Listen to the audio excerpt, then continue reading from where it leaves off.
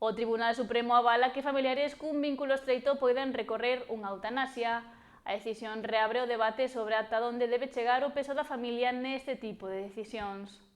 A decisión do Tribunal Supremo marca un novo precedente arredor da lei da eutanasia en España. O Alto Tribunal considera que familiares cun vínculo afectivo moi estreito poden acudir á xustiza para recorrer unha eutanasia concedida a un ser querido. Na rúa, a maior parte da cidadanía amosa o seu apoio á legalidade da eutanasia, entendéndoa como unha saída para persoas que sofren situacións de dor extrema ou enfermidades irreversibles.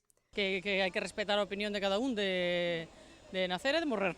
Hai casos en que sí, oye, vivir unha vida xoven aí metida nunha cama, pois eu creo que sí. Aunque eu non a faga, estou a favor de que sí, de que cada un é libre de facer o que queira co seu corpo. Maravilloso. Na eutanasia, sí, lógicamente. Maravilloso. Eu estou a favor tamén.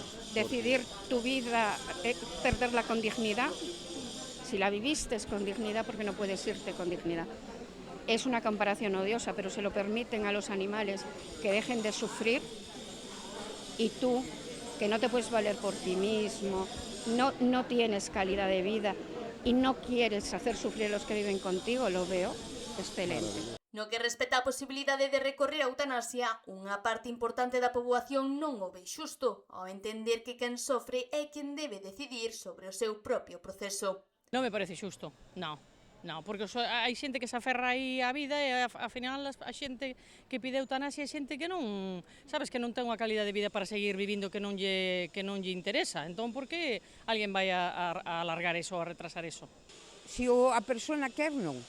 Porque se eu, por exemplo, digo, eu quero a eutanasia, e un familiar dime que non, eu estou aí metida, enxufada a unha máquina, levo 2 ou 3 anos, pois non. Non me gustaríame que se respetara a miña opinión. Fatal. Eres una persona con todas tus capacidades. Se a persona que pide a eutanasia é maior de edad, ten todo o sentido, todas as capacidades, pois o normal é que non yo rechacen, nin que... El testamento vital no le pides permiso a nadie, pues esto es lo mismo.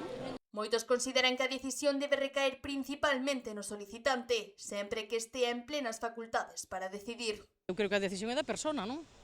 A vida é individual e personal de cada un, e cada un é o que ten que decidir de si quere rematar ou continuar. La persona solicitante es su libre albedrío. Sobre todo a persona que solicita, que falamos sempre cando teña todas as capacidades mentales, digamos.